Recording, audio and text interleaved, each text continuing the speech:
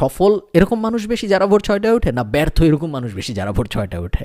অবশ্যই ব্যর্থ এরকম মানুষ বেশি যারা ভোর 6টায় ওঠে। কিন্তু আমাদের মিডিয়া এমনভাবে এই ফেমাস মানুষদের এই ব্যাপারগুলো হাইলাইট করে যেন মনে হয় আমাদেরও সফল হওয়ার জন্য এগুলা করতে হবে। আমাদের সফল হওয়ার জন্য এগুলা করতে হবে না, সফল হয়ে যাওয়ার পর এরা এগুলা করতেছে। দুইটা পুরোই আলাদা ব্যাপার। তো এই ব্যাপারটা আমরা অনেকে ধরতে পারি না। সফলদের বর্তমান অবস্থা দেখে কখনোই বোঝা যাবে না যে তারা কী পরিমাণ কষ্ট করেছে এই বর্তমান অবস্থায় আসার জন্য।